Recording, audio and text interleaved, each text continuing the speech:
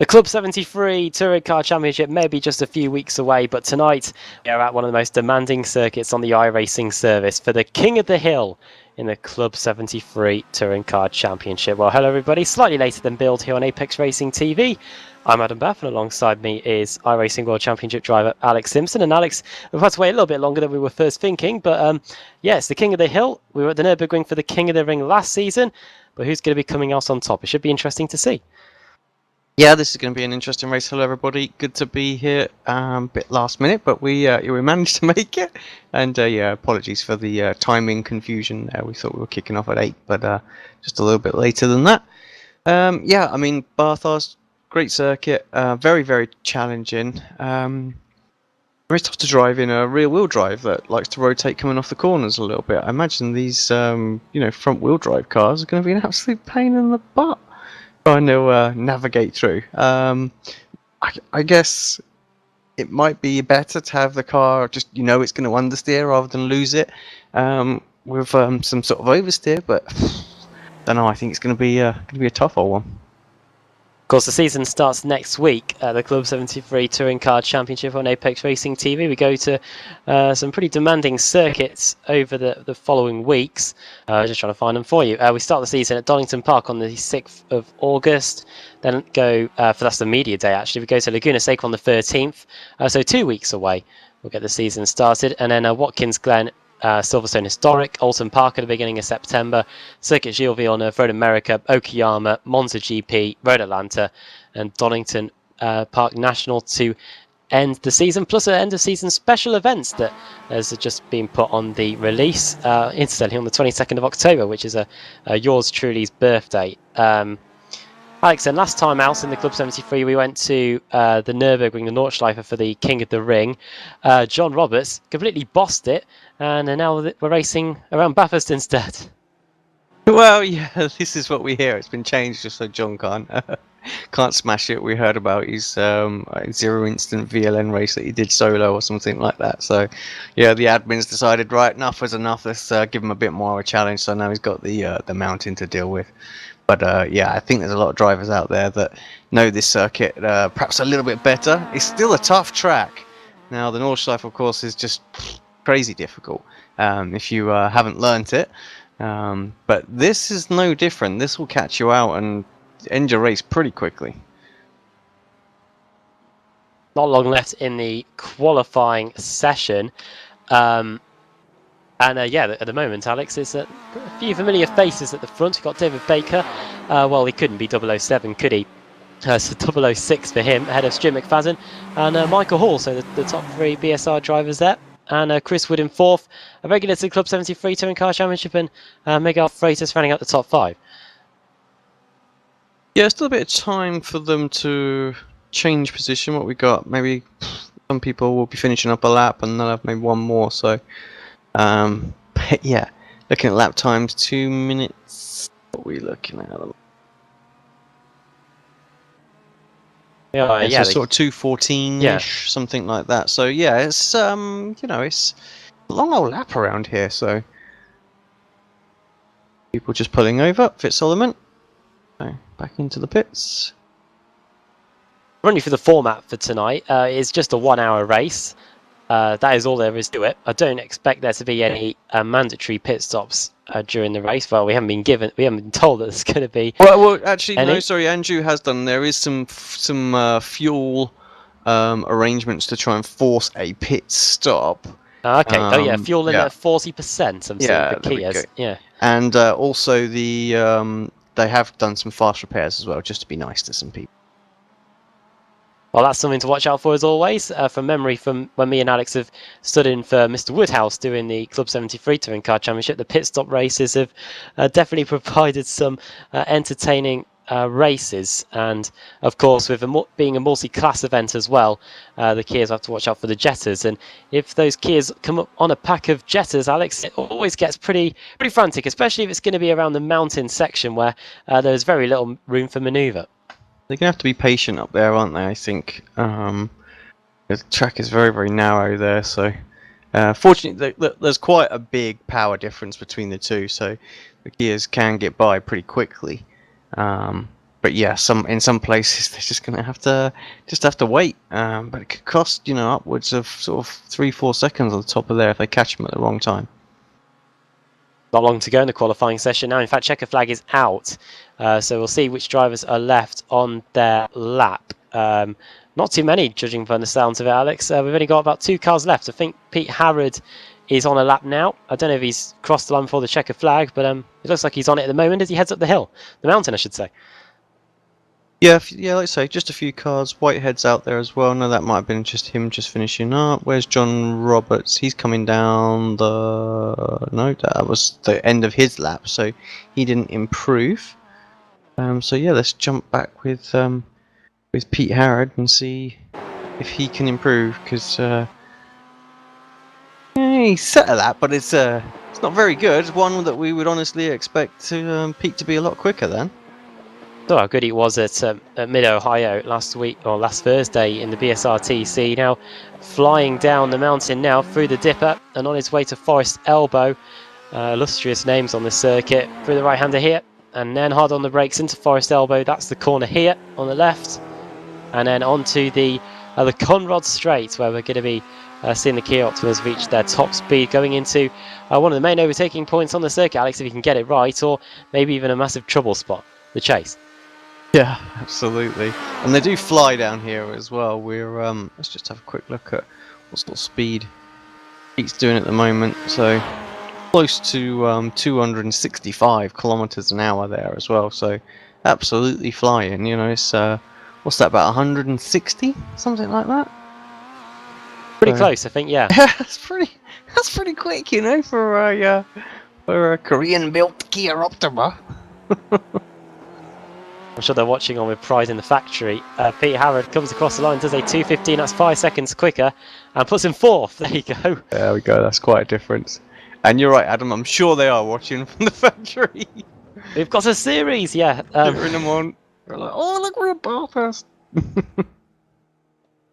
Good thing that we're not paying them each time they get shown on TV or on Apex Racing TV. I think we can safely say we are the home of the Kia Optima on this channel. I think that is the end of all the cars running. You're right. I think without further ado, let's run us through this. We'll run you through the grid for the King of the Hill of the Club 73 Touring Car Championship. Who's going to be joining the roster alongside John Roberts as King of the Ring? We'll find out soon enough, but here's the grid. David Baker starts on pole position, Stuart McFadden second, so it's an England versus Scotland front row.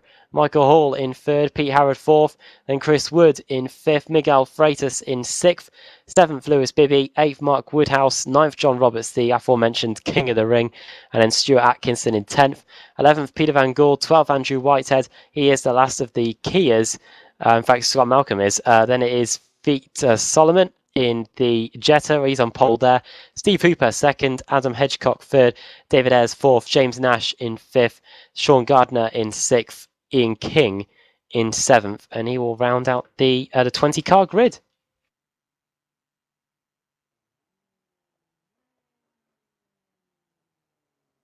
Looks like a reasonable grid, 20 cars. Should make it for an interesting race. Fast repairs as well, we'll keep them on track because I think they're going to need them. There's going to be a few people who need them around here. I certainly know if I was out there, I would. Not too long to go then. Drivers just taking their position on the grid. Yeah. You've really got to have your wits about you, especially on the mountain section. The walls are so unforgiving up there. Concrete walls. And these Kia Optimas, when they hit them, they don't have too much give. Also, watch out for the Skyline and the S's, because we saw a monumental incident back in the Winter Series in the MX-5s when some cars had crashed over the top of the crest and people arrived head-on. Here we go then. The cars are all formed on the grid and the drivers are now look to the lights for the King of the Hill. Green, green, green. Runs away. Good start from Baker. McFadden will easily slot into 2nd place, and Michael Hall be in 3rd as well as we go into the first corner, Hell Corner. Bit of argy-bargy going between John Roberts and Andrew Whitehead. Mark Woodhouse and John Roberts. And now up the hill for the first time, Alex, and looks like both classes got away reasonably well as McFadden goes for the lead. Yeah, clean start so far. Like I say, McFadden to the outside. This is tricky because it's a tight line is the preferred one with the camber on the inside there, so he's going to struggle to go around the outside. And Michael Hall actually now trying to have a little look. Oh, let's do a side by side. Just McFadden just about squeezes him off there and maintains that second position. Baker looked very, very quick in qualifying, and it's fair to say he's an absolute specialist in this car. You can see you're already 3/4 of a second. Maybe that was McFadden's opportunity to get it as he runs very close to the wall on the exit of the cutting. And now, you can hear a few cars maybe brushing the wall as they go through very close. Yeah. There it is through the left-hander up to Brock Skyline, and then the S's where you go flying down the hill. Really hard to keep the car under control through this section. And also, Alex, the likes of David Baker, Stu McFadden, don't know if they've ever done a Kia Optima race where they've had to make a pit stop.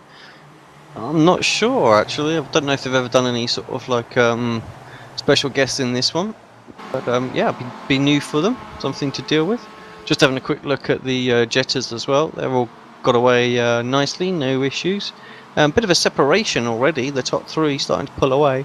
Sean Gardner seems to be holding up the second pack. So I don't know if there was some sort of mistake on the top of the mountain, but it's certainly. They're both the two of them going into the wall. Solomon and Adam Hedgecock both on the exit of Forest Elbow. That will already have dented the doors in.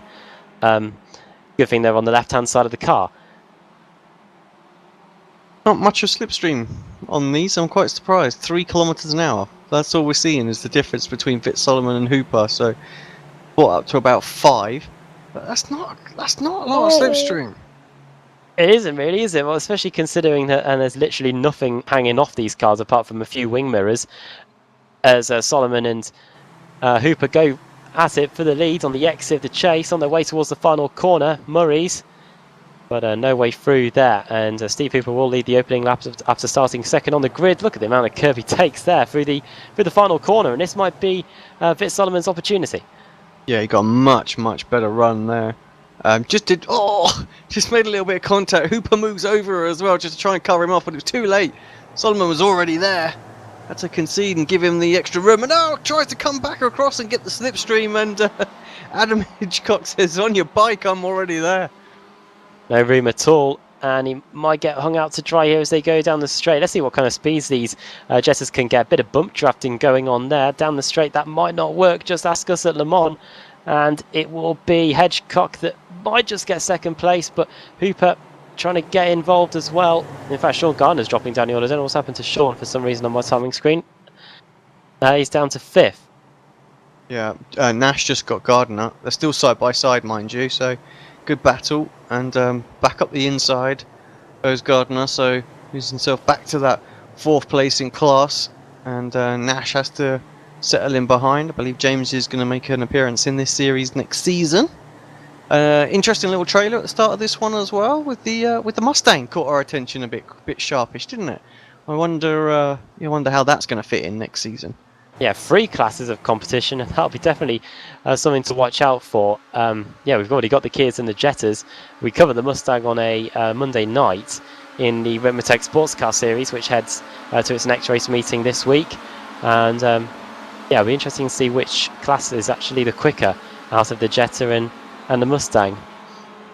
Back to the Kias then. Yeah, I was going to say, we've had a bit of separation in the Kias now. Baker 1 second to the good. We've had him doing a pretty good job out there, I have to say. He's held off Hall and Pete Harrod, pulled a little bit of a gap, so that's good for him. But yeah, it's Miguel who's right up behind Michael. So yeah, Michael seems to be struggling just a tiny little bit out there. I'd expect him to be, right on the back of Harrod and McFadden at this point. Lewis Bibby's into the pits. Now the car looks pretty much pristine. So this is an early roll of the dice, I think, Alex, in terms of the strategy. It looks like it's changing tyres as well. Seems a bit random, doesn't it? It's very, very early indeed. And we know this car does have quite, it has quite an effect on its tyres, so fresh rubber makes a big difference. So, yeah, it's kind of sacrificing that. I wonder if he's not just clouted the wall somewhere and just got himself a little bit of like, the car's not tracking right or something. Because that does seem very, very early to me. Do you get a fast repair in this series? Oh, this is true, yeah, so it might make a bit of sense just to get in there and do that. So he might have, like you say, he might have damaged it, and that's he's in to get the repairs, but probably still a bit too early to be his one and only pit stop. You don't get one, you get two fast repairs during the race. So 2 crashes, no problem, you get a new Kia and you'll be on your way. And Bibby is on his way now in 13th position, still ahead of the leaders in the Jetters, which just started to spread out a little bit now. Fitz Solomon has a 8/10 of a second lead over Steve Hooper in second. Speaking of leaders, the leader in the Kia Optima, David Baker, 1.4 seconds, nearly 1.5 seconds ahead of Stuart McFadden. Baker, Alex, as well and truly broke the slipstream in the early stages, similar to Sebastian Vettel back in the dominant days of the Red Bull. Yeah, I mean, Baker's so good. Anyone who hasn't seen him run in the Pro Series knows that he'll race the absolute best on the planet in this car and give them an absolute run for their money. So, yeah, very, very strong driver. And yeah, I tell you who's impressed me at the moment is Stuart. He's just really not dropping off that much. 0.2 of a second a lap every lap. It might pick up once he loses the draft completely, but he's just about there still. 1.3, 1.4 seconds. I think he's just picking up a smidgen. McFadden, yeah, only 0.2 of a second slower than Baker on that last lap. Have you ever tried to sign Baker up for your team, Alex? I have actually. No, I mean, Dave did do a little bit with me in the academy, which I really appreciated, and then. But no, I think he's a pretty loyal driver to CQR. So yeah, I didn't see the point in asking. I'm not one that tends to go around poaching from other teams. No, yeah, CQR have got a very good stable underneath them, especially when they've got Ash Sutton involved, who has done pretty well at Snetterton today in the British Touring Car Championship. I'll leave it at that because I know that a few of you, especially one of our colleagues in the commentary box, hasn't watched some of the motorsport that's been going on today, in particular Hungary. But yeah, on lap 4 of the race now, 52 minutes to go, and yeah, so far only one pit stop, and that was Lewis Bibby at 20.4. That was for tyres and fuel. And I'm guessing that the fuel was going at the same time as the tyres were getting changed, hence the relatively quick pit stop in the Kia Optima. Yeah, wouldn't the GT boys like to be able to refuel and tyre at that sort of speed? Oh yeah, we had plenty of that in the Le Mans 24 hours, plus the bit of required repairs as well. Yeah, I wonder if they are ever going to rerun that. I think it's probably just they've probably just binned that off now, haven't they? So it's a shame.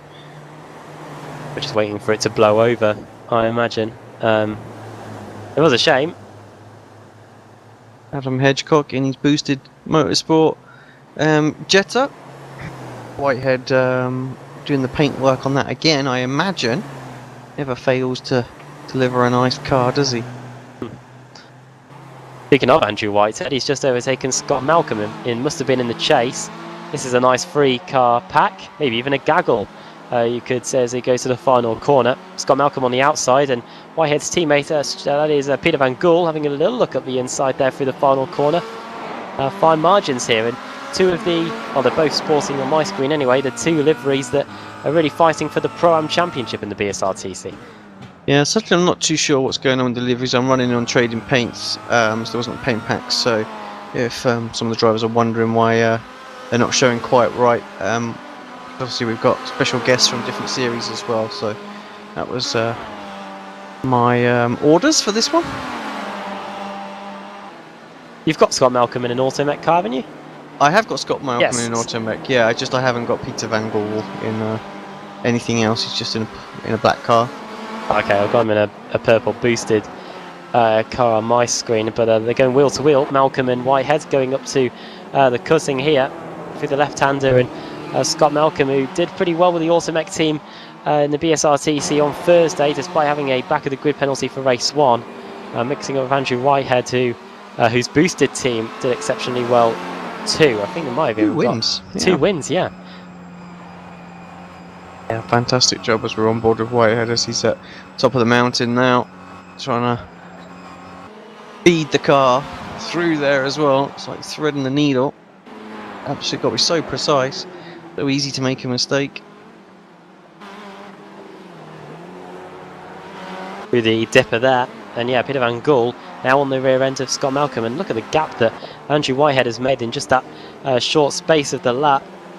And you've got the confidence coming down the hill, it really shows, and I think Andrew definitely feels a little bit more comfortable there than Scott Malcolm does. Another driver that looks quite confident at the moment is Chris Woods. He's closing in, he's currently sitting in 6th, having a look on the back on Miguel Freitas there. Just got the just got the chase a little bit wrong and has dropped back, but yeah, he definitely looks a little bit quicker out there than Miguel. I'm sure the iRacing World Championship Series never thought to race here, did they? No, I know. I did remember when we were doing the sort of the Class A threads about where should we race. I kept sort of alluding that we should try it, you know, just once. But I'm kind of glad we didn't in the end because it's not the best. I think I spent quite a bit of time. Well, I didn't really spend quite a bit of time. I spent some time just beating Jenson Button's record around here. That was it. I was like, yeah, how easy is that? And I was like, oh, okay, pretty easy. But yeah, got to be done. Whereabouts we do have DRS zones, I presume, for this circuit? No DRS on here. It's a bit like Le Mans. There's no DRS zones on Le Mans, so whenever the F1 car goes there, you can't actually pop open the DRS on the race. Maybe a good thing, because I'm sure he could probably get some overtakes done on these long straights anyway, regardless of the DRS. But yeah, I did think, what would a McLaren F1 car be like going down the Yeses section? That's for sure. Yeah. To be fair, I don't think I've tried it in the McLaren. I think I only did it in the Williams because that was. Oh, that thing would have been planted down the hill. So yeah, that thing was like glued. Yeah, it was great. But I imagine the McLaren will be just as nice. To be fair, just it'll be a bit quicker going down the straights. Lap times might be quite interesting to see which one beats it because the Williams definitely be quicker over. Whoa! Oh, big! Someone over. That's Miguel Freitas. Now, what happened there? Looks like he did it on his own, Alex. Oh, he hit that inside wall on the exit of the dipper and then bounced straight across into the outside wall. Chris Wood did a relatively good job of avoiding it. He picked up a little bit of damage as well.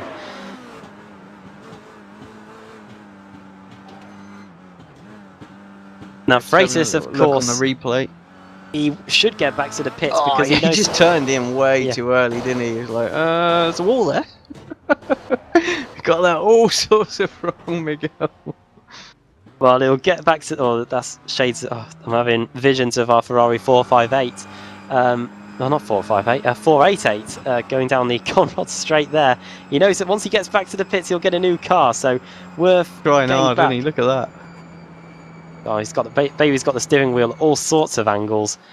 We're just on board. He's having some fun out there. Still in front of Bibby, but not for long. Bibby's got to get by him though. And here come the anyone else coming by? I think he's alright for the moment. Hall's into the pits as well. Yeah. Now we are only a quarter of the way through the race, so maybe Michael Hall now knows that he can get to the end from here, or maybe Lewis Bibby thought he could get to the end. So I'm not too sure how long a fuel tank lasts on the Kia Optima. So I haven't got much to base this on. So. No, me neither. A longer stop for Hall, 26, 27 seconds, where Bibby was 20, almost 30 seconds now for Hall. So, revving up, so he's getting ready to go. So he has brimmed this thing. 36, yeah, so quite a long stop. He gets going. He is pretty much last in class. Miguel Freitas has only just made it to his box, where he will get a lovely new car and he'll be on his way, but he might even be behind the Jetters. Fitz Solomon's just going down the Conrod straight now, so Freitas there. Also, Sean Gardner in 4.3 second stop. That's the second time he's been in the pits as well, Sean Gardner. So maybe the 4.3 was to get a new car. I don't know whether he's picked up some damage from somewhere. Possibly. Oh, it looks it. The car's a bit wrecked. Try and find what happened to him actually. Oh yeah, it's a bit of a way back. It was on this lap though. It was going just before Brock Skyline. He gets on that massive curb on the outside. The curbs are pretty high here, and that spears the Jetta into the outside wall. Not too much clearance in these Jettas. Peter Van Gaal has made some contact with the wall somewhere because the whole right side of his car has been crumpled in. Massive scraping all along the side. Tyres are just a little bit exposed, so yeah, not perhaps not handling exactly as you wanted it to right now. But he's still quite close behind Scott Malcolm. I could hazard a guess that maybe it being the left-hander before Skyline, perhaps being the cause of that, or maybe Forrest Elbow. He's coming into the pits. Baker, McFadden and Chris Wood are all coming in, along with the Automet Car 74, that is Scott Malcolm. So it looks like this is the lap where you can get the fuel and get home. Well, it's either that or it's a two-stopper. It was quite short on the fuel numbers, isn't it? So we'll wait and see. I'm not au fait with exactly the tank and how long it lasts and things like that. So I would think it would be a bit random for everyone to come in on the 43 mark if you could make it about 50% race distance and just do a one-stop. Or longer, or more than 50%, and everyone come in around this time. So that seems a bit. Very long stops as well. Yeah, that seems just too much like Baker 46 seconds. 6 seconds. So same for McFadden. Yeah. This is when we need Andrew Woodhouse, because he did the Spirit of VLN Championship on the other side for a few seasons, and that had the Kia Optima in it, and they had pit stops as well. Well, Hall's miles gone. He's clearer, he's way out ahead of Baker. 9 second difference, yeah. Yeah, so just coming up to sort of turn 3 now. There's Baker in the background, so obviously pulling something with the strategy. Now, like I say, we'll see that all come back. I think second round of pit stops. I would be amazed if it is one. Well, all this means that Pete Harrod leads. Second, John Roberts, the king of the ring from last season, and Lewis Bibby in third. That 20.4 second stop. Maybe he's going for a long second stint, or Harrod is fuel saving like crazy out there. Oh, yeah. Literally coasting into the chase. So he's in. Yes, he is. So Pete Harrod pits from the lead. Where will he emerge, though? Because we have seen a variety of pit stop times here so far in this race. We saw Bibby with 20.4, Hall 36 seconds, Dave Baker 45. Baker seems to be doing the strategy that everyone else seems to be doing, because McFadden, Woodhouse, Whitehead, Atkinson, they all have done similar pit stop times. So that seems to be the preferred strategy. Yeah, at this point I'm thinking we might be in for a lot more stops than we think we are. I think Harrod trying to save there was trying to reach the whole 20-minute mark, So it's like pitting on minute 20, he's pitting on minute 40, and that's him done, kind of thing, But I'm starting to think that these guys are going to have to do a little splash as well, and that's why Hall straight away has gone for it with these shorter stops. So you probably would. It's probably not going to affect Bibby too much. Maybe Bibby knew that he was going to have to do that little splash, and he come in to get out of the traffic to try and see if he can have a clear run and progress that way, constantly on alternate strategy. Who knows? We'll find out, I guess, at the end of the race. I do always love to try and guess the strategy. Yeah, we're trying our best here. That sounds like a feasible strategy for Bibby. Maybe get the splash out of the way now. The splash of fuel. You're probably wondering why on earth it takes 45 seconds to brim these Kia Optimas with fuel. But Alex, the fuel flow rate here is pretty much likened to a jerry can of petrol going into I'm pretty sure it is a jerry can they use, isn't it? With a funnel and everything. I don't even know. Is it probably the same rate as filling your car up with petrol at a petrol station? It's going to be comparable, I think. It's not going to be fast at all. Oh, there we go. Yeah, 45 seconds for most of the drivers. That 20-second stop for Bibby, and 36 seconds for Michael Hall. Miguel Freitas might have done exactly the same thing, but of course he came in to get a new car after his huge incident, where Pete Harrods is just going to now. We're still expecting the Jetters in at some points. None of them are pitted for a scheduled stop anyway. Vit Solomon leads the way. He has got a 5-second lead, closer to 6-second lead over Steve Hooper, who is in second, and then Adam Hedgecock, who is in third place, with James Nash in fifth. Roberts made it to 20 minutes. There we go. Oh, look, he's chugging on fuel. So I tell you what, that is definitely the way it is. So he's trying to get a two-stop strategy out of it, and he's managed to make it. He's losing a bit of time right now because he's not maintaining the speed in the pit lane that he needs. He's a bit slow, but yeah. Lewis Bibby in as well from second position, so that's completely thrown me now in terms of his strategy. Or maybe that is his short stint out the way now. Now he's filling it up all the way, and maybe he could be going all the way home now, Alex. Let's say I'm pretty sure these guys are gonna have one more stop, but Baker and Co, who have got quite a gap over Roberts, I will say, they've only got one more stop, I'm pretty sure, and Baker's got 2. So Baker's got a job to do here. You know, it's not going to be straightforward. He's got some people running only a half a second a lap slower on a strategy that's going to save them a whole load of time. So in terms of Roberts and Bibby, could we almost? So are we saying that they could be on one more stop? I think so. Yeah. I feel like Bibby probably that one early stop. I mean, obviously he's done 2 stops now, hasn't he? So I don't really know quite what sort of strategy he was on. I think maybe that was a damaged car that's forced him in. But yeah, where's John Roberts come out? He is literally the last car in class. The only car behind him is Miguel Freitas. Bibby went for a short stop, like 33.4 seconds. So he's gone. I can't save the fuel, but Roberts has absolutely brimmed it again. So it'll be interesting. See how this is going to pan out.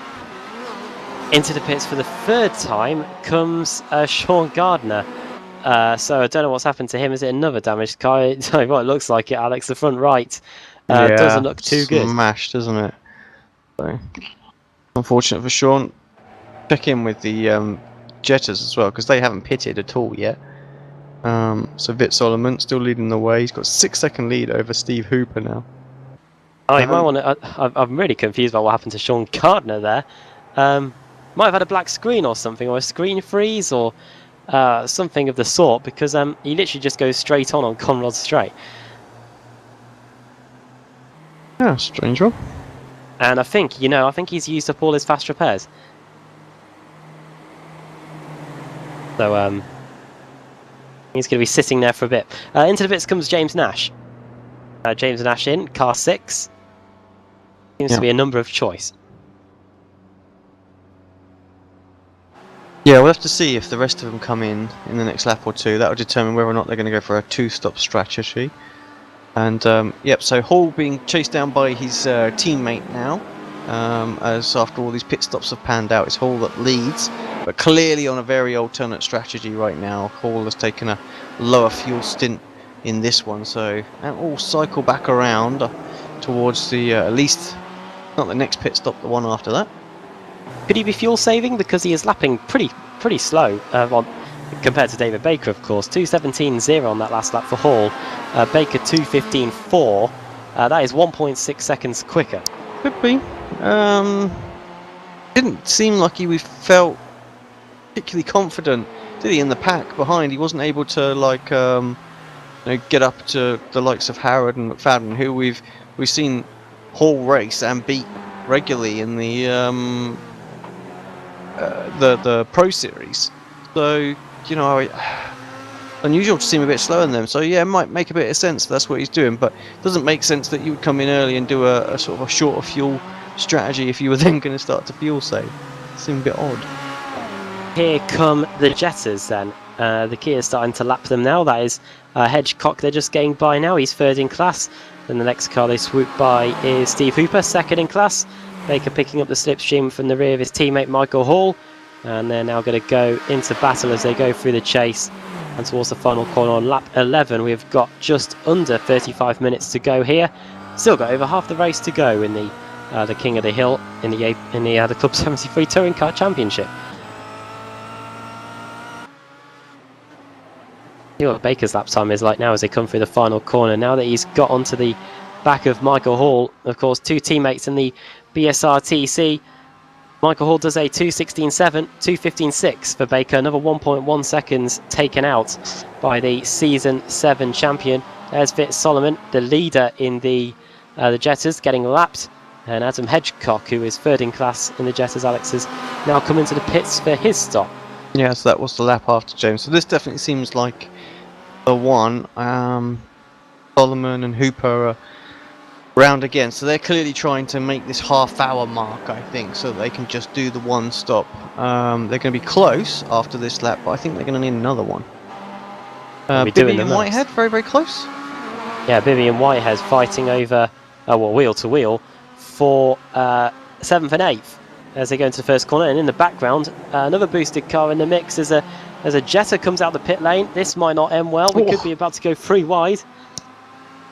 And that is Whitehead coming out on top, 7th for Whitehead, 8th Bibby, and then it's wheel to wheel. Is it between I've lost everybody. A huge pack behind there, and look at that. Malcolm and Atkinson.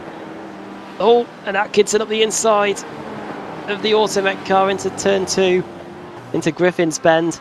And it is the Automech car that comes out on top. That is Malcolm into 9th position.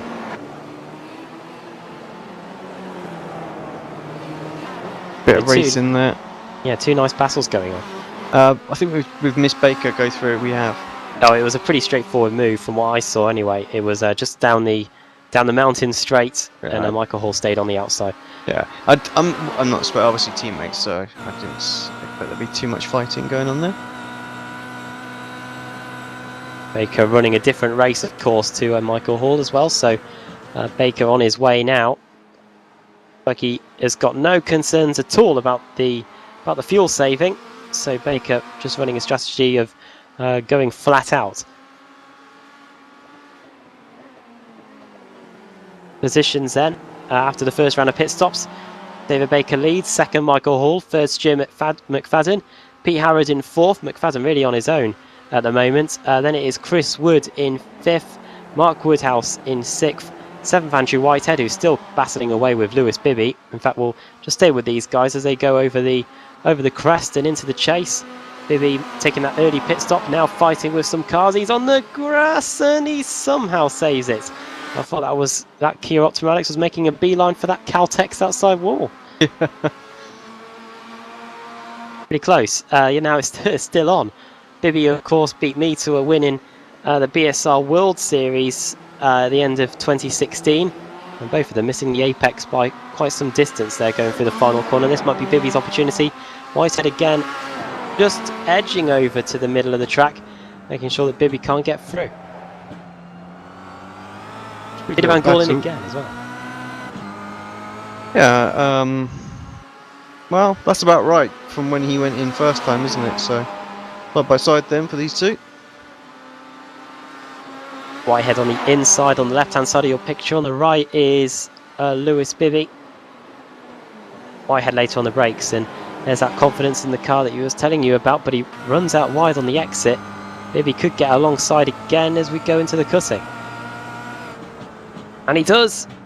We're on the outside, and Whitehead allows him to have the position there, but that was a very good move around the outside, and it's not over yet. Bibby through into 7th. Yeah, what's he got? 18.5 seconds to catch up to Woodhouse now, so get clear. Not battle with Andrew anymore. Hall not really dropped back from his teammate too much, using that draft to keep with him, so probably a good idea actually with the strategy that he made just to get back there. Maybe Baker he's using Baker to help pull him away from the rest of the pack because McFadden's 5.5 seconds behind these guys now, and into the pits again goes Hall. Oh, Michael Hall. Bit quick through the pit lane, but I think he got away with it. Sliding on the brakes as he gets to the 60 kilometers an hour pit lane speed limit. Interesting to see if he fills it up to the brim this time. It was a 36-second stop the previous time he was in the pits.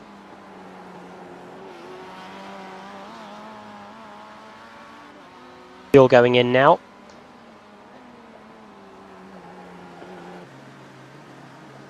Not too much to talk about on the Jetta side of things. They're still very spaced out, but Solomon made it quite...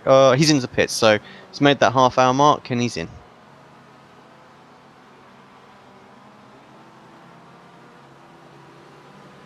All revving the car already. The time is only 26 seconds, 28, 30 seconds now. Revving the life out of it implies that he's going to be away any second now. 37, 38, 39. Looks like he's going to be filling it to the brim, Alex. Yeah, this time seems like it. Couldn't go for another short stop, could he, though? That's the thing. Roberts is by. So when you take that in consideration, they've probably done their... At this point, there's nothing between them on the circuit. And actually, Roberts and Hall, they've probably got the same amount of pit stops left, which is just one. But look at how far Roberts is fuel saving from. Absolutely miles back going into that corner. I couldn't believe that when I jumped on. Hall straight through. Yeah. So is it... I'm just trying to think, actually. Has Hall got 2 stops? No, Hall's just got 1 more stop to make, hasn't he? And so's Roberts. So that strategy, it's not working for John. He's losing too much time doing those 2-minute 20 laps, trying to save the fuel. Unless he's going to come to the 4 at the end. But yeah, those lap times of 2:20, that's 4 seconds a lap slower than David Baker and pretty much everyone in the top 5 are doing at the moment.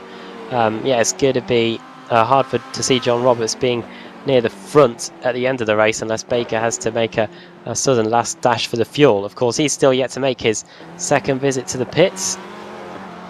And he's in now. Dave Baker in from the lead. So is Stuart McFadden. These are all the second stops. And Alex, they haven't really lasted long at all, have they? No. They were, what, 7 laps on that stint of fuel? They're definitely going for a 3-stop strategy then. So you can see why John's having to save as much as he's saving. So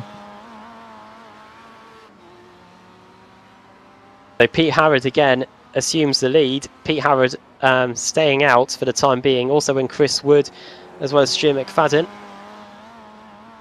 And tyres getting changed on the car of David Baker as well.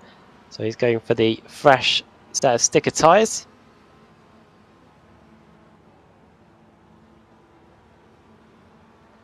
where is Hall? Comes Hall, so I expect Baker's going to be leaving any second now. He is, he's away. It's going to be quite close.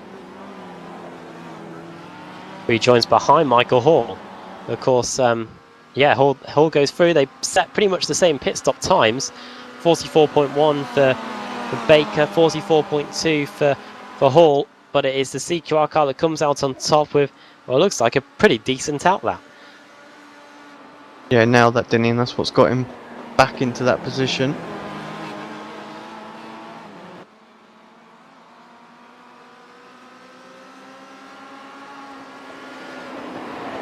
Bibby, Atkinson, Andrew Whitehead, Scott Malcolm also all in on that last tour of the circuit. Bibby had only been on his stint for 5 laps, and that is his 3rd visit to the pits as well. Now he fills it to the brim and is on his way. This allows Peter Van Gool to be elevated up a few positions.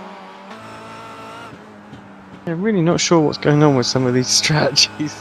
I'm starting to think maybe they don't know either. As the crow flies. Awesome. Yeah. So, Van Gool versus Bibby, plus a Jetta, which could be coming up soon, and Bibby knows it, gets out of the way and gets to the inside. And that is Peter Van Gool now up into 8th position. He's been on his stint for only 2 laps, so it makes sense for him to carry on for the time being. And only 32 seconds stopped him on that last tour, on that last visit to the pits too. So Peter Van Gool I'm interested to see where he's going to end up. Because, yeah, this pit stop strategy is nothing on what we've seen so far today. As Pete Harrod comes in from the lead. And Baker's just got past Michael Hall. Yeah, Are they going wheel to wheel? Happening there as we just nipped away for a second.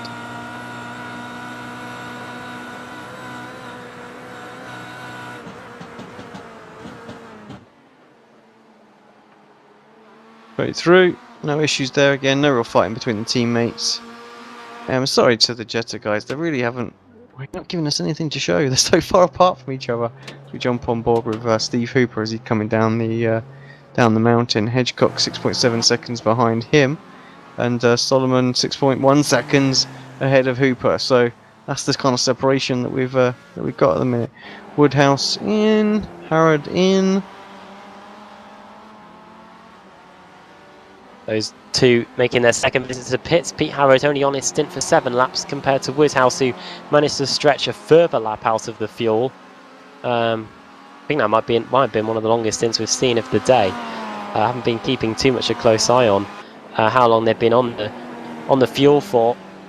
But 8 lap stint for Mark Woodhouse. John Roberts is on his 6th lap of his stint, and is the only driver in the Kias that has only made 1 visit to the pits so far. We're going to have to see how this is going to play out for John, I think, because it's certainly an interesting strategy that he's decided to go for. I would have thought he would have still needed to have been in front of the likes of Hall and Baker at this point, without him having done his second stop, to have been on course for the kind of result that he perhaps wanted. Problems for Bibby. Internet issues, I think, Alex. The car was blinking in and out, and I think he's parked up and called it a day. Unfortunate. I think Peter Van Gool might have been caught up in that somehow, I reckon, because he's now towed to the pits. He's been in the pits now for a good 90 seconds. And it was the tow as well. Oh my goodness me. Yeah, it was a collision between him and Bibby before his internet issues hit him. It was just the top of the hill.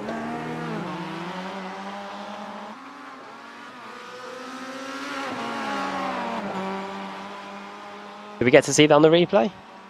Let me see. I was just seeing what was going on between McFadden and Roberts. Tell you what, let's stay with that for the minute, because they're very close. We know Roberts is saving fuel. Okay. That's how much fuel he's saving. Straight through. So no need to worry there. And so McFadden moves back into 3rd place. Let's go and find that replay then.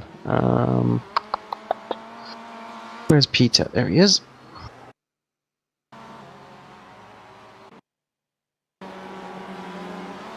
Oh, it was quite a way back. Here we go.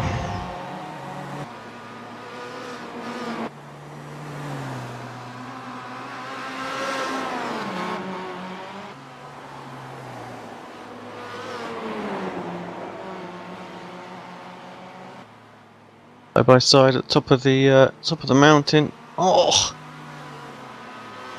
There he goes. It was just wasn't necessarily caught up in it, was he? He was just battling hard. That was all it was. Put himself on the curb, and yeah.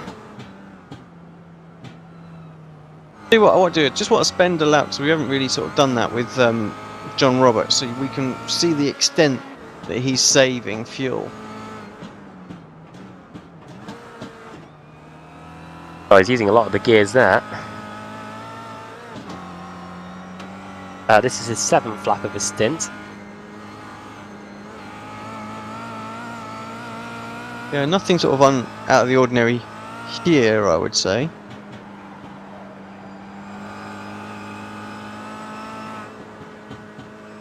Skyline. It'll be interesting. I think what we're watching out for is when he gets onto the Conrod straight.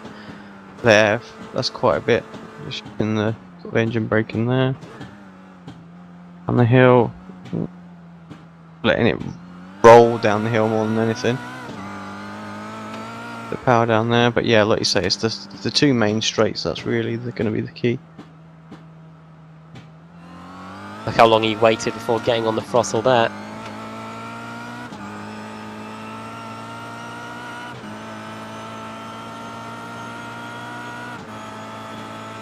Looks like he's going for it here. as he goes up the hill. Yeah, you can't let go here. That'd just be crazy. There you go. Oh, Look at that for coasting. Like that's half all the street. turned off. It literally sounds like he turned off the engine there, doesn't it? Or put the clutch in or something. That's exactly what he's done. Yeah, Oh, just he's drop off. got that clutch. And of course, it's difficult to drive like that because the car doesn't slow down properly when you're not using the engine braking. So it's quite a tricky technique to get used to. But yeah, he seems to be pulling it off at the moment, sitting in 4th place, and yeah, he's going to be. Well, let's say I think he's going to be pretty good to pit now, just for one more stint, and that's it. Yeah, unless he's. When did he pit? Did he pit at the half-hour mark? Is he going all the way here? He can't be, surely. Well, he's on to his 8th lap, so I don't think anyone in the whole field has done as long as he's done. His last pit stop was on lap, as he frantically flicks through the timing screen. His last pit stop was on lap 10 of the race. He's on lap 18 now. Lap 10 would have been about 2, 4, 6, 8, 10, about 15 minutes ago, 20 minutes ago. So a couple more laps then, that'll get him in, and he's definitely gone past the marker where he's only going to do a 2-stop race. So, or I think everybody else is going to be on 3. So, going to be yeah, it's going to be close, but I think he's still only realistically, because looking at a 4th place here, he's just losing too much time. Saving the fuel with the guys running 4 seconds a lap faster. So interesting that John Roberts' strategy is. Yeah, we're running through the order in the Jetters as we approach the final quarter of an hour here in the Club 73 Touring Car Championship King of the Hill. Fitz Solomon leads Steve Hooper by 6 seconds. Then Adam Hedgecock 4 seconds away in 3rd. 4th, James Nash, David Ayres in 5th, and that is it, because Sean Gardner and Ian King didn't take the start, and Sean Gardner had too many crashes and didn't have enough fast repairs. We're entering a pretty intriguing final quarter of an hour here at Mount Panorama. Is Roberts going to be about to complete his 8th lap? He goes through the chase on his on this stint of fuel. Oh, excuse me. As we go on the way towards the final corner, he is in. Yes, John Roberts. He's managed to stretch a 9-lap stint on this fuel. He can go at it. I think this next stint he will be almost full pit speed at this point. So.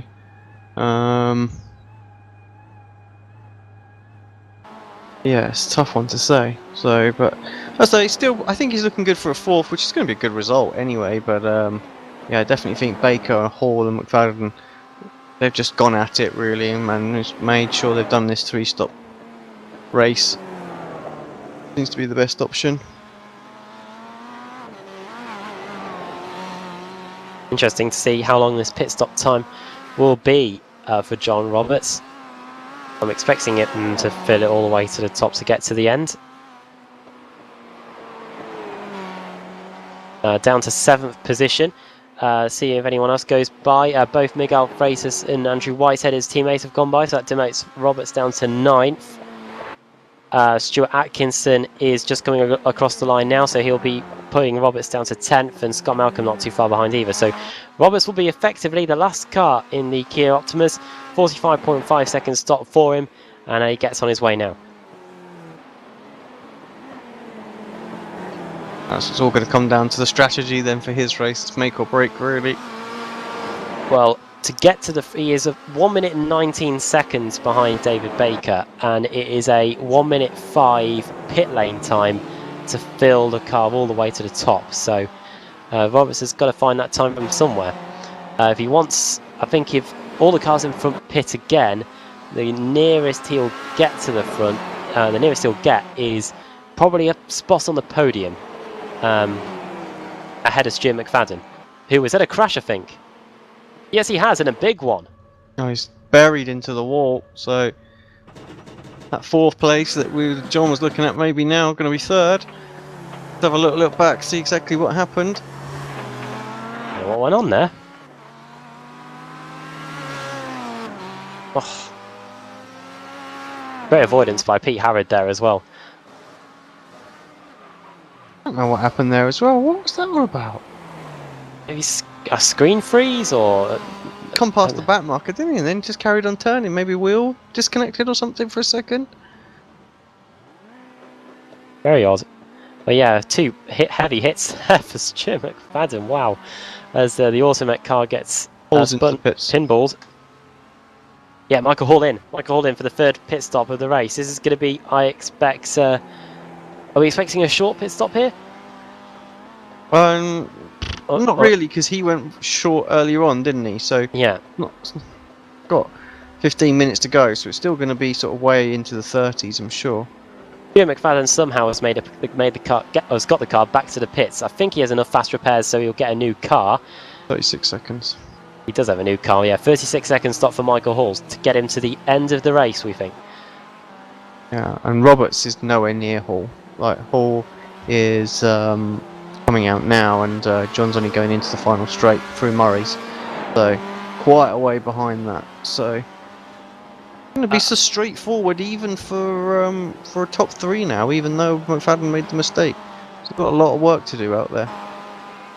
Just the method to my thinking is that Roberts is 1 minute and 19 behind Baker, and Harrod is 21 seconds behind. So if Harrod comes in, then that should, in theory, elevate Roberts up. But it all depends on the lap times that John Roberts does between now and the end of the race. Baker's still doing 2:15s. Not many other drivers are doing that. We'll see if he comes into the pits on this lap now to do his final pit stop of the race with 30 minutes to go, and he does. Yeah, pretty relentless lap times from Baker. On merit, certainly he deserves this race. Anything could still happen though with 12 minutes to go. Stuart Atkinson's crashed out of the race. Now this is at the just after the cutting, I believe. Up the right-hander he goes under the Fujitsu signs. Oh, he loses the car. Now, the last time I saw that happen was to Jamie Rushworth in season 5 of the BSRTC. Very, very bizarre crash there. Another one. Yeah, car just got itself out of shape, and the back end comes around on these. It's difficult to catch it like that unless you just absolutely plant you're ready for it and you plant your foot down, and when you're heading towards a wall your instinct is to brake, isn't it? So Harrod still maintains, well, he's still on course for where so yeah, that was the wrong thing to say at all. So Harrod out in the lead now. He's not maintaining anything. Hasn't had his pit stop yet, of course. So we'll see what he does. Baker emerges just in front of Mark Woodhausen. This might put pay to John Roberts, because you can see we can tell you from the pit lane times, Michael Hall and Dave Baker have definitely not done 1 minute 5 pit lane times, because of course they've taken a shorter amount of fuel on. Yep. So that would be a bit of time lost for John Roberts in his pursuit to get to somewhere near the front.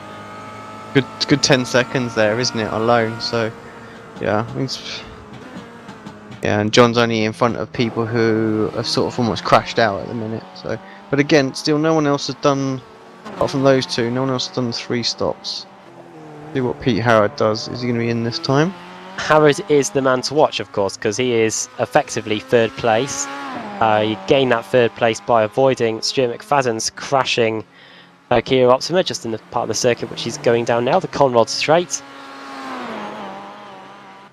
And could he be in at the end of this lap? We've only got 10 minutes to go. Not too many more laps of this circuit, it being a 2-minute plus lap.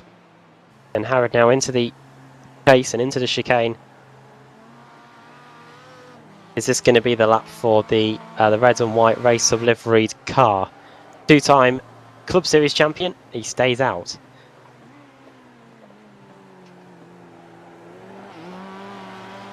Have a short little splash at the end. That's going to help him big time, I think.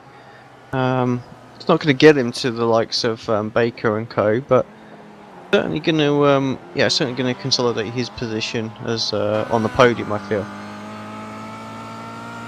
What's Just going about on with so. the Jettas really have given them pretty much zero love. Solomon still leading the way, 6.4 seconds clear. So that's not really changed much. They're sort of lapping very similar times. Hooper coming, he's got Harrod coming up behind him at the moment, and then Hedgecock coming into turn number 2 as well. Again, similar sort of gap, 7.9 seconds back, followed by Nash and David Ayres. Chris Wood into the pits. Yeah, let's see what he does. And where is Roberts right now? Roberts is coming down into the final corner. Okay, so we might get. Gonna be close. Cars down. Waiting for the fuel then for Woods. I think Roberts is going to get him because he's still got 10 more seconds or so of fuel to put in. Yeah, Roberts goes through, Malcolm goes through. Roberts ahead of Andrew Whitehead and Chris Wood.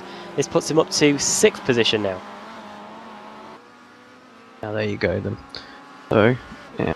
Going to be close with Harrod, depending on what Harrod does, but of course Harrod really is going to need just a short amount of fuel. There's only 8 minutes to go. Yeah, it's the gap between Harrod and Roberts is 1 minute pretty much. So, and it's a 56-second time we're seeing so far. And in the case of McFadden, who's just come in, a 52-second pit lane time. And Andrew Whitehead, who's just emerged from the pit lane, did a 48.5 pit lane time. So. Roberts has got to find that time from somewhere else. Yeah, 28.5 second stop for Whitehead, so very, very short indeed. Chris Wood just getting by Stuart McFadden, who of course had that big crash on the Conrod straight. He's got a new car, so he can fight on a level playing field, and he is doing so. Up the inside, and he just misses the wall. Good battle there, and Chris Woodfoy was going to have it his own way there, but that didn't go at all. Continues. Howard goes round again. This is on to his 7th stint. 7th lap of his stint. I know he's gone really long on both times, but he just didn't go long enough, did he? Like Roberts did. So we won't get all giddy and excited thinking he's going to go all the way because he's not. Yeah, John Roberts, who was definitely fuel conserving, could only stretch the stint to 9 laps. Harrod is on his 7th now, so has completed 7 laps on this stint. So he's got realistically 1 or 2 more laps, 2 at the very most, before he's got to come in and get that, what is going to be a dash of fuel. Into the pits comes Mark Woodhouse for the 3rd time. This will put John Roberts up another position, almost certainly. Roberts just going through the chase now. And also Scott Malcolm should be in as well. Yeah, Malcolm's just about to complete his 8th lap of his stint. So, that will be Roberts up to 4th.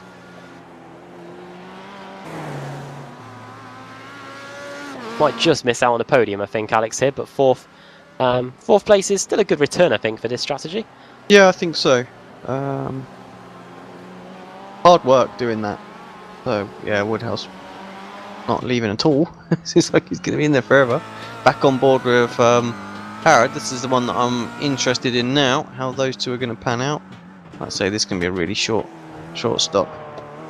Harrod wanted to. He could not take tyres and just do fuel, but I think... was it who pitted? One of them pitted a moment ago, and the tyres were still done before the fuel was. So makes any sense to do that. Oh, yeah, stop for Malcolm. He's still in there. 20 odd seconds. Nearly 30. So that's Woodhouse. Yeah, Woodhouse did a 25.8, and Whitehead did a 28.4. Away goes Scott Malcolm. 35 seconds. Yeah, didn't change that fuel number then. I think. I didn't know how much he needed. Yeah, here comes Harrod. This is the one that we wanted to look. I think he's going to be quite comfortable. Oh yeah, John Roberts is only just going up to Skyline now, so plenty of time, I think, for Pete Harrod to get this pit stop out the way. Also, he's only got to put 5 minutes of fuel in the car, so pretty much 3 laps, and then he is home and dry. This will almost certainly put Baker back into the lead and Michael Hall up into 2nd. Definitely no mix 8 or mix 9 like we had on the Ferrari for Le Mans. Cars down, tyres are done. Just the fuel now. Approaching 20 seconds. Where is John? going into the chase. Yeah, so way off. Howard, way over 20 seconds, 27.9 seconds. So, yeah. Really, for John, it was just that 10 seconds that the guys have had less in the pits, isn't it? You know, and actually, Howard was 20 seconds less. So, yeah. Not a bad idea. He's got McFadden right behind him, who of course has done all of his allocation, and Chris Woods, and they're both lapping good 3 seconds a lap faster. So at this point, John's just trying to hold on. He needs to get some draft behind these guys, I think, just to see if he can save, and then perhaps attack them on the final lap or something like that. Probably going to be the battle, isn't it, for best of the rest, for fourth position, as they get past Adam Hedgecock, who has just made a pit stop at the Woods. Then so goes Chris Wood, hits McFadden. I think just the slightest bit of contact between the two of them, and McFadden lives on to fight another day. Yeah, already had a big crash in this race, and Chris Wood, he must have seen an opportunity there. Yeah, hits the wall on the inside just to give him a bit of damage. Oh, McFadden hits the wall on the outside. Well, so these guys apparently don't want to overtake John. Oh, he does it again as well. So. Maybe there's points for each bit of damage that you've got on your car at the end. They have the Darlington stripe, maybe have the same for Bathurst. McFadden now right on the rear end of John Roberts as they go through the S's. Now through the Dipper, there it is, and on their way to Forest Elbow. Not too many more laps, and McFadden giving John Roberts the hurry up. Surely a move into Forest Elbow's not in the offing. Oh, Roberts sliding all over the place. McFadden goes for the inside, but Roberts closes the door. But now McFadden's got the straight line speed down the Conrod straight. I'm sure Roberts has as well, but McFadden has got the slipstream. Yeah, I should get by. We'll see how early it is that Roberts lifts, because I feel he's still got to do a bit of fuel saving. Oh, he doesn't. He holds on to it this time, so he is defending a little bit now. He's coasting through there, though, making it difficult. And, yeah, McFadden goes around the outside. Oh, it goes a little bit too deep, and that's allowed Woods through as well. So Roberts is making himself difficult to get by right now. Chris Wood up into 5th position. That's where he started. McFadden up the inside. Look at the amount of curb he takes on the inside through the final corner, and he hits him. Contact. And this has just allowed Roberts to scamper away a little bit. The gap is this is going to be the last. Few attempts. Oh no, where's Baker? Baker is in the. It won't be the last lap. There'll be one lap. more after this, so this might really hurt John as well. If it was the last lap, I think he'd have been good. I think he could have gone for it. Would have wanted to have seen that white flag. It's not happened. But yeah, Woods and McFadden sort of tripping over each other. They could have both easily got Roberts, I think, a bit of patience. And yeah, going to make it all that difficult. What's going on? Solomon looking very comfortable out there, I have to say. 8.8 seconds clear. Sorry guys for not giving you too much attention tonight. But yeah, you should stay closer to each other. 34 seconds behind though, Hedgecock. So problems for him. An extra pit stop, I feel. Yeah, a couple of extra pit stops for Adam. Well, if you threw in a bit of cheese and wine to the action, then I'm sure that class might have heated up somewhat. But this battle for 4th place still raging on. John Roberts now coming under pressure from Chris Wood as we go through Brock Skyline. Jim McFadden tried and failed. What can Chris Wood do as we are approaching the final lap of the race? Yeah, Baker must be going through the line about now as well. So yeah, it's that. He'll get the white flag.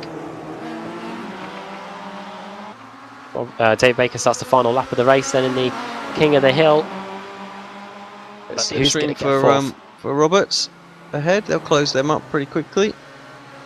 Coming up on the Jester of Solomon, our leader, who's got a lot of damage, Alex. Is that an issue? Is that something that's just happened?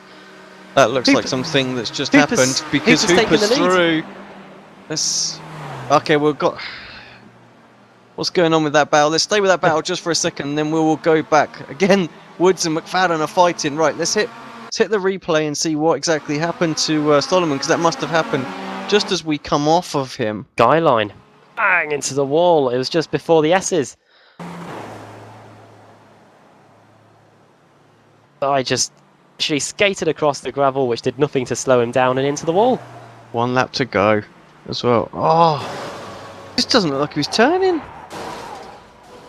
Was he just daydreaming? Something happened there. He wasn't paying attention. With one lap to go as well, 1.5 laps to go. Not what you can afford to do around this place. It will bite you. Here comes Baker though, into the down the hill on the mountain for the final time. Roberts still ahead of those two drivers. McFadden now ahead of Woods, but we'll stay with Baker. Final lap. He's not had too much airtime as well, being out in front, fairly comfortable. Harrod only 3.4 seconds behind Hall, so that was very, very close in the end as well. But yeah, it was. I have to say, it was more a good strategy from Hall's part, because I think he was behind Harrod and McFadden, wasn't he, earlier on? Went for that earlier pit stop, got basically the assistance of his teammate with the drafting and stuff like that for that second stint. And I think that's what's really got him clear of those two guys as well. Through the chase then for the final time. Over to you, Adam. Okay, yeah, Pete Harrod was 1.9 seconds quicker than Baker on that last lap, but here comes David Baker. Absolutely dominated proceedings here. Through the final corner, king of the hill, top of the heap. David Baker takes the checkered flag and wins the king of the hill here in the Club 73 Touring Car Championship here at Bathurst. Second will go to Michael Hall, CQR colleague. And yeah, through the final corner he comes now, 14 seconds behind. Second place for him, and for CQR it's a complete wipe out of the podium with the race up livery car of Pete Harrod taking the third position. Fourth will go to John Roberts or Willits. Here comes McFadden. Round the outside. Oh, what a move. Jim McFadden through into fourth, but he goes too deep into the chase. Can Roberts fight back up the inside into the final corner? Murray says this one and only opportunity. McFadden will surely cover the inside line. It might have to be a bump and run, but John Roberts goes against it, and now Chris Wood going around the outside. Who's going to get the fifth position? I think it might be Chris Wood, you know. Fourth for McFadden. Fifth goes to John Roberts by 0.2 of a second. Chris Wood in sixth. Wow, what a finish. Mark Woodhouse is going to come through and take seventh. And it's still on between Andrew Whitehead and Miguel Freitas. Here comes Hooper though, taking the win. He didn't put a foot wrong, takes the victory, doesn't make didn't make a mistake. I think he thought he had no chance whatsoever. Solomon, look at his steering wheel. Look at how much he's having to steer just to go straight. So he's done well just to get it across the line.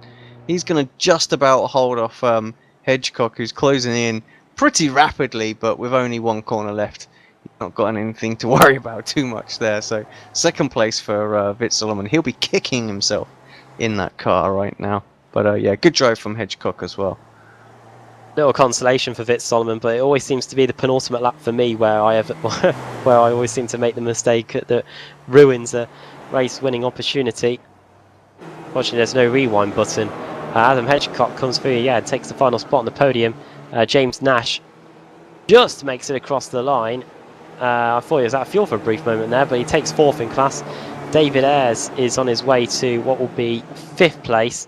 But wow, Alex, that battle for the final, well, for the best of the rest spot, fourth, between McFadden, Robertson and Chris Wood.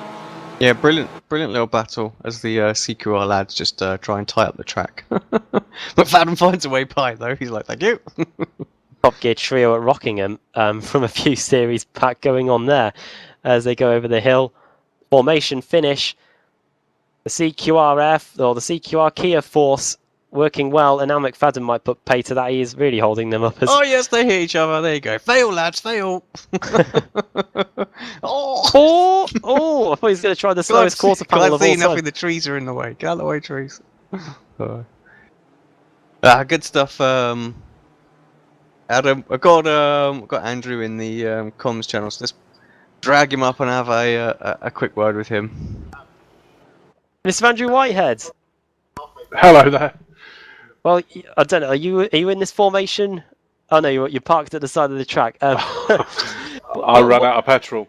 Oh well, it was tight. At the end, it was a very short last pit stop. Actually, 28 seconds. Yeah, I calculated that I needed just a little bit of a splash and dash. So yeah, I can't keep up with these guys around here. They're just alien quick. your teammate John Roberts. I don't know if you were in communication with him, but he seemed to be doing an alternate strategy, and it seemed to really almost get him a 4th position at the end. Yeah, he's managed to find a way of driving it like a diesel. He always gets at least one more lap than everybody else. So, yeah. Well, he's fuel saving from an absolute mile back going into some of these corners, so I'm not surprised he was eking it out. But yeah, a lot of fun out there though. I think, like you say, it's a difficult track to drive, but yeah, it did look like everyone was enjoying themselves. Yeah, I think I only had 1X as well, so I'm kind of pleased with that. Just a silly mistake. I ran a bit wide. I don't know, going into the final chicane, trying to have a battle with Scott Malcolm and Stewart. So, yeah, some really good racing even at the back there. I had a great battle with Miguel, great battle with Lewis before he disconnected. Bit again with Scott and Stewart. So even though the guys at the front are quicker, we can still enjoy it at the back as well. And just to talk about the little preview promo video that we saw for season 3. We're adding a 3rd car into the mix then. I know. I don't know if it's brave or foolhardy, but I think the Mustang's a good fit in between the Kia and the Jetta. So yeah, looking forward to that. Looks like we've got some decent numbers entering already. But obviously, the more the merrier. We can accommodate fairly large grids. So we've got our media day next Sunday, and then round 1 the week after. So yeah, still room for new entries. If anybody's interested, it's £20 for the full season, which I'm sure everyone agree it's a bit of a bargain. We do the media day, a 10-week series, and then, as we have tonight, a King of the something, whatever that may be. So you get 12 rounds out of it. Yep. We're joined by your teammate, Mr. Roberts. Welcome. Hello. How are you? Yeah, good. A brave man to take on that kind of a strategy around here, and it looked like you were having to do some serious saving through that. We were on board at one point, and you were sort of 2/3 of the way down the straight, coasting. Yeah, that sounds about right. I figured it was worth a punt because I'm never going to beat these CQI guys at pace. Well, we were looking at it as the race sort of panned off, and I think once they'd done their second stop, I think we realised that it wasn't going to be there for you for a win. That was for sure. And then we thought probably you were going to get a podium out of it, and then they obviously surprised us with their short stops right at the end, and of course that's what put pay to the podium for you. But still a lot of fun with that battle for 4th right on the end. I mean, how close was the fuel? I imagine you were still trying to save while battling those guys. I actually had enough fuel for 27 laps. So I actually I had a laps with left at the end of the race. So if I'd not saved quite so much in the first stint, I think I'd have gone all right. So yeah, the last couple of laps, when I realised that the white was about to come out and Stuart was catching up, it was just foot to the floor and try. Yeah. I guess with the fuel saving strategy, you kind of got to go for it from lap 1 and not look back. You can't sort of think, oh, give it a few laps, see how we get on, and then go for it. You kind of got to be committed to it and then stick to it as well. Because once you've done that sort of first stint where you've saved and lost a bit of time and things like that, you kind of, you can't change your mind now. Yeah, I got a couple of laps in and then figured I'd go for the fuel saving, and I was a bit short, so I was absolutely on fumes that 9th lap coming into the pits. I think I must have lost about 10 seconds on that lap. But yeah. From that point, I was just committed. I had to do it. There was no other way of doing it. We did as Baker does his jump, and lands it as well. Oh no! Oh. Fail. 7, 6. Crashed again. 5 points. But yeah, yes. No, well done. Good 4th place. I mean, your thoughts on the 5th place. Your thoughts on the overall finish? You happy with that? Yeah, it was good fun. Stuart always battles hard at the end, and I was going to stop Chris getting past whatever came. Yeah, not round the outside. All right, guys. How many incidents, John? 4. Beat you on that one at least. Oh, I hate you. Most of those were yeah. coasting on the clutch, trying to not go off. But yeah. Right, we'll let you lads go. We'll have a quick chat with some of the others, and yeah, we'll catch you again. No worries, Brilliant. thank you very much. That was Thanks excellent. a lot, and thanks for putting this together at such short notice. Really Yeah. do appreciate your efforts. Thank No you. worries, mate. Thank you. Who do you want Well, next, obviously, Adam? Andrew Whitehead. We'll get the man who finished on the podium in the Jetters, Adam Hedgecock, I think. And he joins us now, Adam Hedgecock in the Jetters. There wasn't much for us to focus on, but well done on the podium. Thank you. Yeah, it was a shame there wasn't many tonight. There's usually a good number of us, but I think that the people that done it had fun anyway, so that's the important thing. There seems to be a whole lot of strategy going on in the Kias. What about in the Jetta? Was it pretty straightforward? Only the one stop, only the 2 stops for you during the race. Well, yeah, I had a meatball, so I had to stop for a second time. But for the whole race, we only needed 4.02 gallons through the whole hour, so it was only ever going to be a 1 stop. You know, do your mandatory, and then yeah, just see how you can get on from there. So unfortunately, yeah, not so much strategy involved for us. With the drivers not being around you too much, was it difficult trying to keep your concentration for that 1 hour? No, see the start of it when for the first sort of 20 minutes or so, 25 minutes, myself, Steve, and oh god, that's really bad. I've forgotten the name of the guy who was out front. Was it Vic? Yeah, Vic. Yeah. Sorry, he's a guest, so I'm not used to seeing him. Yeah, so we were pretty close. So you know, the concentration was there to stick with them and just see what happened. But then the pit stops came and we got spread out, and then it was just watching the mirror because the Kias were coming through. I have to say though, full respect to all of the Kia drivers tonight. When they come across any of the Jettas on the hill, they gave us time. They weren't trying to push us off the road. You know, as the faster driver, you want to kind of get past and not lose time. They downhill section, they'd wait, and then as we come out of the Forest Elbow, they'd then make the move. You know, it was a really good, respectful drive from all of them. Well, the Club 73 Touring Car Championship is just a few weeks away. Can we expect to see you back on the grid for that season in the Jetta? Oh yes. I'm officially in the boosted stable nowadays. So yeah, looking forward to running with those guys. I've known them from a long time. So yeah, looking forward to it. Can't wait for it to get started. Yeah, media day next week. Kicks it all off. It looks like we're getting a third car in there as well as the Mustang coming in. It is, yes. That's we were kind of born from the club series, kind of not dissolving per se, but it was changed and it was moved. So we kind of took on the Kias at that point and the Jettas as an introduction to it, and we just thought this coming season, you know, why not spice it up a little bit? Let's see if people want to drive other cars. We had some great feedback about the Mustang, so yeah, we put it in, and well, we'll see next week how good an idea that was. Oh yeah, well, yeah, it sounds like a good idea in theory. Yeah, well done on the 3rd position, and yeah, we'll hopefully speak to you in a few weeks' time when the Club 73 Touring Car Championship gets underway. Thank you very much, and thank you for doing this at short notice. Sterling job, amazing, boys. Thank you. No problem. Cheers, Adam.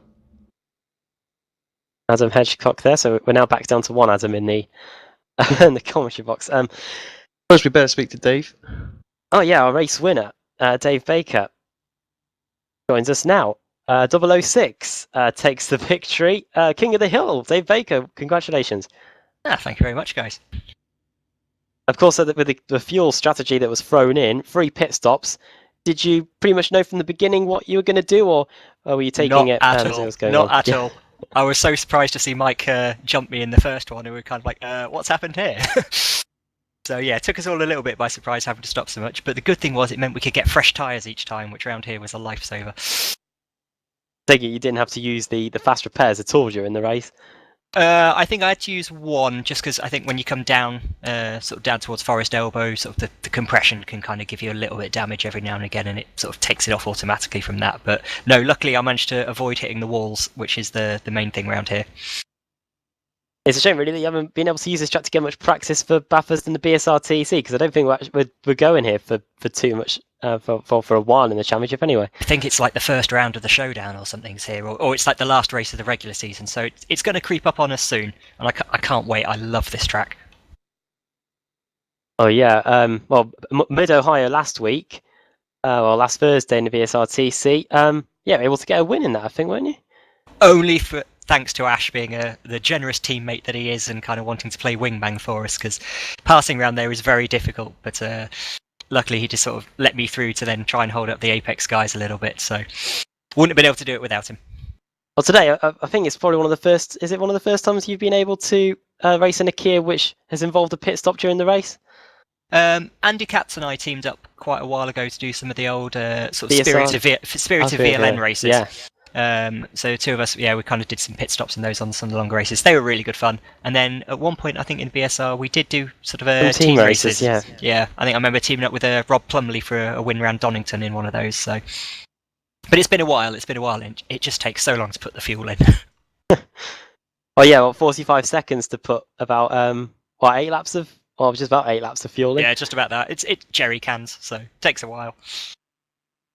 Well done on the win. Before we let you go, do you want to send a quick shout out to anybody? Just to sort of you guys for broadcast as always, to the guys that put on the Club 73 League. I say I've not been able to race with them on the Sundays, but I've watched a couple of the streams back and they look like they have great fun, particularly with the Jetters thrown in. That really does add a different element to it. So looking forward to their third season when they start soon. Well done on the win today, King of the Hill. That'll be your title forever now on the Apex broadcast, I think. Well, at least I've got something to claim over Paul and his Bathurst win now. Oh yeah, you can hold that over him, I'm sure. Well done on the win, and we'll hopefully chat to you in the BSRTC this coming Thursday. Yeah, fingers crossed. Always happy to have an interview with you guys. Well done on the win. Cheers, Adam. Right.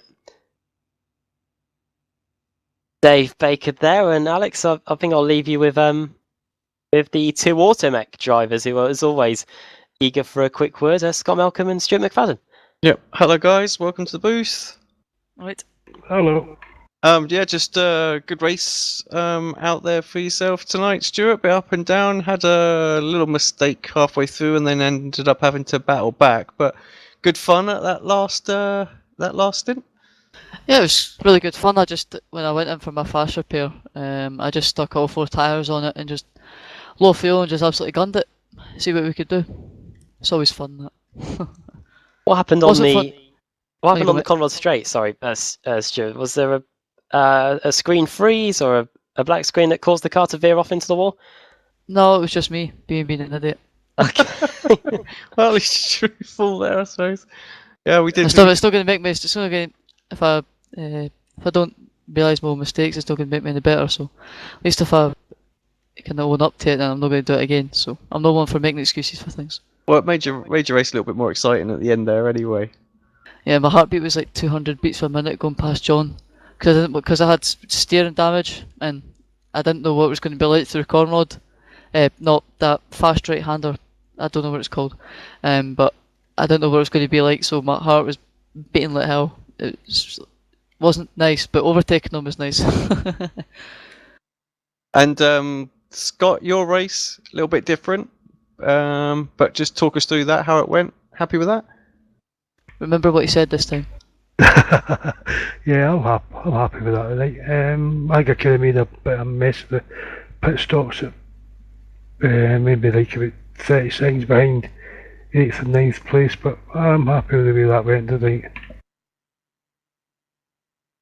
So, you guys back for this series next season? You gonna do that, or? Yes, we both are. We'll be back. We're still looking for one other driver. So okay, so there'll be good Automech contingents on the grid then. We hope so. Good stuff. And what's your thoughts about the Mustang being involved in it next season? It's going to be interesting. Talking to the guys stood in the Reddit interview room, they were saying that it's a kind of an even spread between they're not as fast as the Kia, but they're not as fast as the Jetta. They're about the Mustang's about 6-7 seconds quicker than the Jetta, and about 6-7 seconds slower than the Kia. So it's going to be good fun, especially coming up to the lap with them. if you come up to a pack of jetters, there's nothing worse than seeing up to a big pack and then if you're fighting for the lead. But Yep. when it's so fun though, just picking your way through them. Awesome. Right, well, I'm going to let you guys go. We're going to wrap up the show, and yeah, I guess we'll catch you Thursday next time. Oh yeah. Thanks for yeah. All right, no worries. Short and sweet, but yeah, we'll see you then. Yep, see them. Bye. Okay, cheers. Bye. Two Automatic drivers there, and yeah, Alex, that pretty much wraps it up. Yeah, exactly that. Yeah, good fun event. Happy we were able to do it at such short notice, and yeah, look forward to the Club 73 series next season. Well, yeah, the Club 73 Touring Car Championship, its media day is this coming weekend at Donington, but the series actually kicks off in 2 weeks' time, and we'll be on Apex Racing TV to cover all the action. Looking forward to that. Of course, so this week, Brickmatech Sports Car Series, Monday night, 2 a.m. BST, British Summer Time, and then Tuesday, Formula Renaults. I'll be off on holiday. I don't know what the situation in the comms box is for that one. Same with BSRTC this Thursday, which heads to Lime Rock Park. Really tight circuit there. That's going to be definitely interesting to see how the 40 plus cars will be taking to that one. And yeah, so hopefully you can join us for all of that. But from Alex Simpson, my thanks to him for joining me in the broadcast and for doing the cameras as always. And for me, Adam Bath, it's a good night. Panama Panorama Circuit.